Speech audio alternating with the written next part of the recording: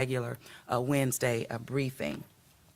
Before getting into Q&A with you all, I just wanted to give just a couple of highlights, if you will. One in the area of public safety. Now, while this past week was marked with an uptick in crimes, our trajectory, as we're comparing both 22 to 23, we really are still seeing positive movement and positive trends in the right direction, with our officers not only remaining engaged, but also going back to, in this post Mardi Gras, our chief is being very deliberate and having special operations being engaged and deployed strategically, as we saw pre-Mardi Gras. But at the same time, we had a successful carnival in the city of New Orleans, and one of the largest, I would say, that we've seen in a long time. But year-to-date stats using preliminary data from NOPD through February 25th, comparing again 23 to 22, total crimes against persons are down 17%.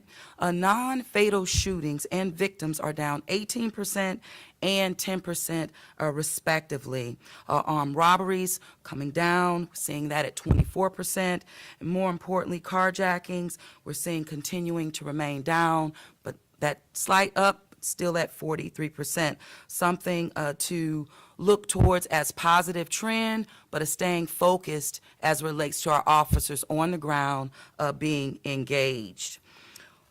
In addition to that, you've been hearing us talk very much about gun safety. Gun locks, for example. We have a partnership that we have been able to purchase gun locks that we're making available not only to our faith-based community, our school community, as well as the community at large, as well as teaching gun safety classes. Very important. We know that at NORD, we saw success.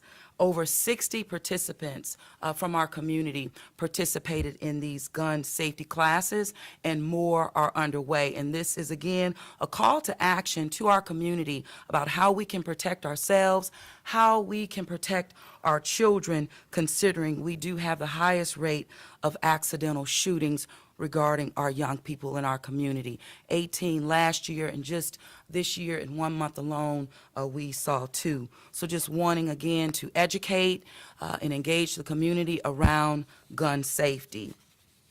You heard me mention, as you all have been reporting on, a successful Mardi Gras 2023. Just want to take this opportunity once again to thank all of our law enforcement agencies across the state who came through, who stepped up and worked alongside our New Orleans Police Department, as well as our sheriffs, and giving a shout out once again to Sheriff Hudson as well.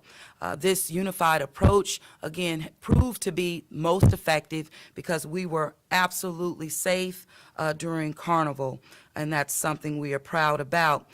352 arrests were reported, as well as the removal of over 240 guns off the street that were near parade routes and in the French Quarter. Again, that's a big deal.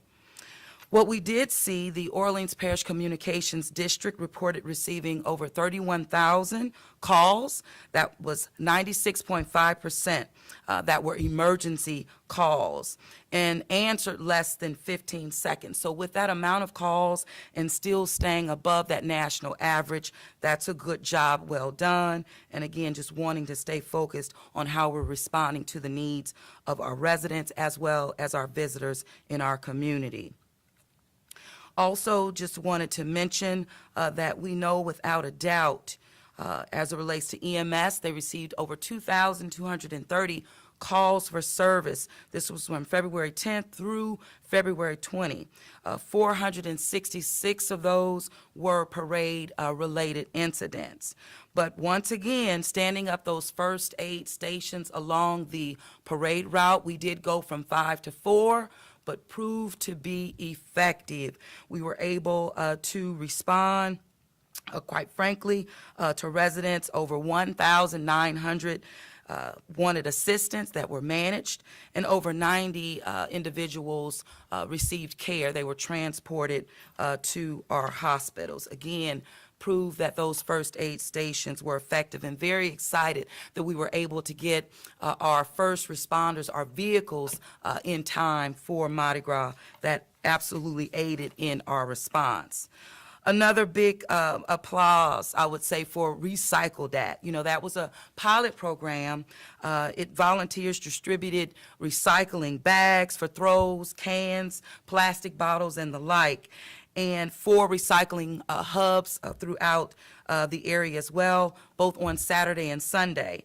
But I was so excited just to hear the responses to that.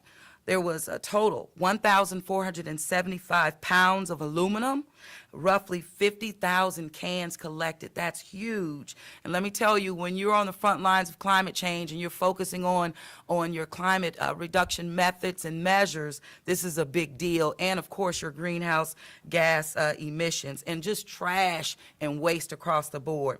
1,500 pounds of glass, 11,500 over beads, pounds of beads reported as well being recycled, a big deal. Also just wanted to speak briefly about the revised CAO policy around parental leave. This is something that has been a priority for my administration. Effective February 19, 2023, it has gone into act. 12 weeks of paid leave of our FMLA for our city employees. You know, this is something that goes along with really creating a great place to work, you know, for our employees, that they are seen with dignity and that they are supported at every turn. And so parental leave, it's just a big deal, and it's something that I'm just so excited to support, and that we have here in our city, especially when we're making March the month of hiring. We have so many vacancies in the city of New Orleans. We have had job fairs, you name it. But I've really pushing my team to just be a little more creative and innovative in our approaches of getting people connected to jobs that we have available within city government. We've heard a lot about, of course, hiring around public safety, NOPD, EMS, even fire. But every single city department, we have vacancies. But critical departments that we know that are important to basic city services on the ground that our residents expect. So whether that is in OBES, you know, our Office of Business and External Services, that's code enforcement, safety and permits and the like, we are hiring. And so it's not an issue of the dollar. It really is now the issue of the people getting those capacity levels up. We are hiring. So more to come from the city. And we're going to be engaging, of course, workforce. I want to engage all partners, that of course, the city council being involved, our department leadership being involved, our employees getting involved. Because, listen, we have work to do. We want to continue on that path, but we need good people signing up for these jobs that are available within our city. We did a lot to bring our budget back, meaning making our fiscal, our budget not only solid, but our fiscal management and our practices have proven to be very effective. Fund balance that we need to continue to protect, but it is in place. But again, fighting for direct allocation has just allowed this city to really focus on beefing up our budget in areas where we need to at the departmental levels, listening to our residents, and even factoring in terms of the New Orleans City Council in that budget process in which they adopted. But now is the time, and that is my shout out, my real call to the people of this community. Jobs are here, and we need people. And nothing stops a bullet, again, like a job. So even as we talk about young people, employment opportunities are happening and are here. Also, let me see. I did want to talk about one other thing that I cannot find. So what I'll do, I think, John, I'm going to turn it over to Q&A, and then that will bring out, additional things that I may trigger what's in my mind and in my heart that I want to touch on. So with that. Thank you. Good morning, Mayor. Good morning. What is your response to the recall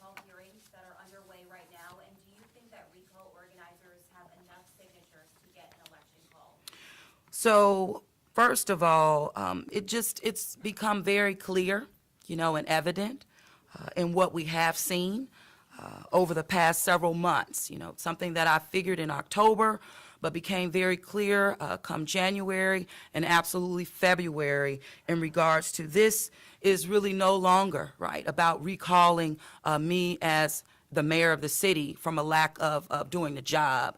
It's been proven. Work is being done. Work continues to be done.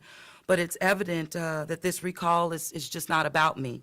It is about disenfranchisement of our voters, particularly black voters in this community. You ask me about numbers. I have no idea. I haven't seen petitions. I don't know what those numbers are. What is happening, as you talked about, that are in the courts, seem to be now about trading of data or coming into an agreement around data, which doesn't seem to be an effective practice nor premise the way that it's playing out.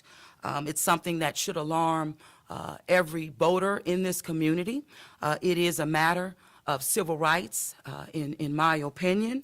And, what we do know, the recall campaign has just relied on lies and misinformation, talked about being grassroots effort, but it's been a distraction to our voters, and one that has been majority funded by a Republican businessman, which is one of the top donors affiliated with the Trump regime. So it's given me much concern, but it really should give all of us concern. I've been wearing my little pin here. It reads, keep going, keep going. So I wore it, and I've been wearing it through Black History Month, and of course Women's Month starts today. But I purchased this button, this pin, from my first visit at the National Museum of African American Heritage and Culture. Keep going. Because it's a true reminder and a reflection of how black people, this city is the most Afrocentric city in the United States of America. But it reminds me of the constant struggle, the constant I would say, example of how people have had to overcome adversity, overcome discrimination, voter disenfranchisement, all the isms, suppressions, but kept going. So for me, when I think about recall efforts, this is a call to this community to keep going, to rise above what is playing out in our city today. And when I think about these examples of the past that are real, that are tied to everything that we know, even Jim Crow South, that this city was a part of, it really is a testament to not only we have to keep going, but real examples of how even black people in the black community have been used to be the focal point, to be the ones leading the line, so to speak, but absolutely not leading it with resources like this recall campaign. And so that is an example that I would use that kind of brings me back to my roots, and even how I wear this pin to remind me to keep going. It's something that it's a message to this community. Keep going, rise above it, don't give in to it. We're better than that. And I think this city, our history, has demonstrated that we're better than that. So that's my hope, how it plays out in the courts. But more importantly, that's my hope in terms of how it plays out in this community at this time. When I'm talking to young people, even I would say members of the Mayor's Youth Advisory Council, they did a convening in the city council chamber on Saturday, but they were here on Friday rehearsing. And so I had them in my office, and I talk straight always, especially to our young people as well, and real candid about recall. We talked about that, but I reminded them, got to keep going, rise above. But this is the best history lesson, I think, of our time for all of us. So we all need to pay attention. But history is playing out right now, and it just didn't start with me being elected the first woman mayor in 300 years, or the first black woman, but definitely is adorned and aligned with the history of this city. So that is my answer to that recall. We know what it is, and I'm just hearing it echoed, whether it's in churches, in the community, everywhere I go. People are paying attention, and they will not be fooled nor disalarmed, because they have the right to vote, and their protections are something that I know that I'm standing up for. Can we get a follow-up to the question? One follow-up to that question. Will you take legal action if the number of active registered voters does end up being reduced? That is something that I will not comment on at this time, because I do not know. I don't know. So we'll see how things play out, but how they're playing out now is a slap in the face to all voters and citizens in this city, and really not only in this state, but even across the country, as now again the light is shined on the city of New Orleans. Mary, you talked about 240 guns being removed from the street during Carnival. There was an instance on Mardi Gras Day where an assistant prosecutor, Emily Maw, released at least 15 people who were arrested on gun charges. What's your reaction to that happening when so many law enforcement officers, your own, and people brought in, went out on a limb to remove those guns? Sure. So my message on that really hasn't changed. My administration, my team, NOPD leadership, we have been echoing issues of cases, being released, or individuals being let out, and guns taken off the street only for individuals to go back on the street. We've been singing this song ad nauseum. Definitely disappointed because of the hard work that our police officers continue to do on a daily basis to protect and serve this city. But I do respect the fact, and I do appreciate the fact that the district attorney took accountability for that. And that's what we all have to do. It really is about taking accountability for the role that we play in keeping our residents and our visitors safe. And the criminal justice system is a system. So while our officers continue to engage and to do their job, it is just, again, my outcry and my hope that every branch of government is held accountable to the standards and guidelines to protect this community. The DA's office is one of them. Our district attorney has stated that he understands this, and I'm just going to hold true and in hope that we will see the right things done and accountability across the board. Yeah, could you give us an update on the police superintendent search? Being told that the contract with the international chiefs hasn't even been signed or confected yet. Well, Delay, and we're coming up against that 4-month we are. Period at which Superintendent Woodfork was named. So what's the latest, and what do you plan to do there? Sure. So the contract has been in the negotiations phase with our partner agency that has been selected. It is being routed for signatures now that those negotiations have been completed. And so I do anticipate signing that contract on today. I actually thought I would have it on yesterday, but that should reach my desk on today.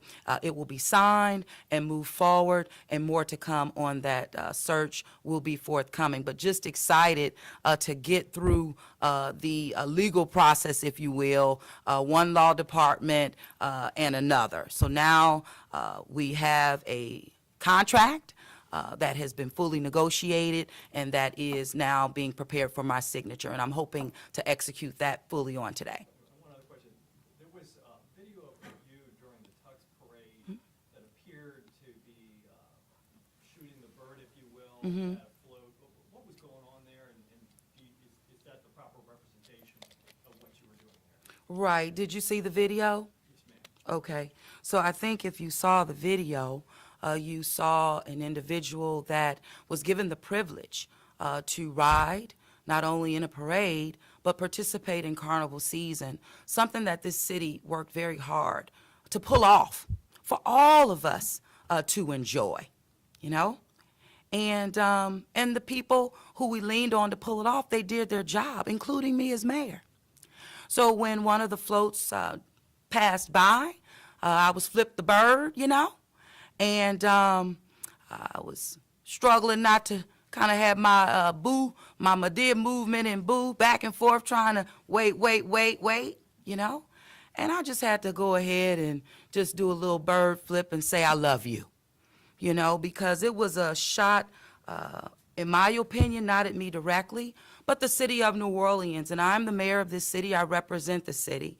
And to be so disrespectful to a city that has worked so hard to get the privilege to have Mardi Gras, you know, so that's what that was all about. And hopefully that will never happen again. Hi, since you and some other leaders seem pleased with the work that interim superintendent Michelle Woodforth is doing, does that make you view a national search differently? And do you think you would advocate on her behalf to get the position? So my position still hasn't changed from the onset. I believe that our local officers, meaning our officers that currently are embedded and continue to serve and demonstrate their leadership, their commitment to this city, to our citizens at every turn, that we have what we need internally, no doubt about it. Our superintendent at this time is demonstrating that she's up for the job. You know, she's up to the challenge, and she's demonstrating that every day. She has an opportunity absolutely to be considered. The national search is something that was advocated for, not from me, but externally, in which I embrace that. And so from that practice, we're implementing that. Should be signing that contract hopefully on today, and we'll move that process forward. But I still believe, without a doubt, that we have the leadership that we need within the New Orleans Police Department to continue to serve and protect this community. And that does show up in the face of our superintendent, and even, I'm sure, in some other capable leaders that we have embedded in our department right now.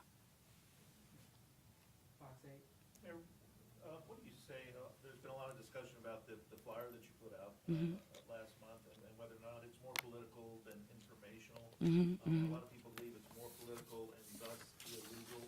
Councilmember Moreno called for you to repay the city for the $50,000 to $65,000 that was spent on the flyer. What is your response to that? So my response is that the city of New Orleans, we communicate with our residents in many different ways. The recap on 2022 was definitely needed and will be ongoing. We will make the necessary tweaks to the flyer based on feedback that we have received. I know the law department also received an opinion from outside counsel as well. So from where I stand and from the information that I have, we have not broken any laws or violated anything. However, any of the future flyers will be tweaked accordingly, so there will be no issues going forward regarding what was the intent behind distributing the flyers. The work is real, and I think it's very necessary to communicate that work to the residents, and also just the positive feedback that I've received from residents having received that flyer. But apparently my photo and even my name, I'm the mayor, but apparently that was an issue. But again, any tweaks that need to be made moving forward will be done, but we will not stop educating the public in regards to the work, but also information, because we need to educate our public. It's very important. So that's where I stand. Follow up, if I may, Mayor. Why did you choose to distribute one now and not in your previous years of your administration? Was it a response, was it a recall counter strategy? No, so when you say now rather than later, well, so much. Now rather than in the past. Okay. This was the first year you would put one out. Right. So in regards to where we are now and all of the challenges that the city has had to endure, work through, and in spite of, demonstrate real work and progress in this city. Definitely wanting our public to understand how we're utilizing ARPA dollars, for example, how we're spending that federal dollar, because we work so hard for a direct allocation, and me single-handedly in the state of Louisiana and on behalf of this city. A recap came right on time because it was right after the close of 2022. So normally you do recaps at the start of a year, and that is truly the example of the flyer that was disseminated and why we will continue to educate our community by mailers going forward. So thank you. Mayor, what is your position? There's some debate on what the number of active voters are on the rolls in New Orleans. Should it be qualified electors versus active or inactive voters? What is your position on what the number should be that the recall organizers are supposed to base this effort on? Well, I think it should be based on the data that was received and told at the very start. That path was set on a particular number, I believe 52,000. And somehow, as we've grown closer and past the February 22nd, that deadline, now here are the moves, and that we see playing out to, again, disenfranchise voters and, quite frankly, attack black voters in this community because of the number of voters that are on the rolls, and this is a majority African-American city. So this is orchestration at its best, and I think everyone needs to pay attention, and it's historical. This is a precedent setter if we allow this to move forward, and that's something that we should be worried about. One brief clarification. Are you saying that your legal team is considering intervening, but I didn't say that. decision? Okay. Yeah, I didn't say that at all. Is that a consideration? Well, what I will say is that we will see how things play out, and I will make those decisions as I need to, and the impacts of those decisions. But right now, I don't have an answer for you. Thank you so much.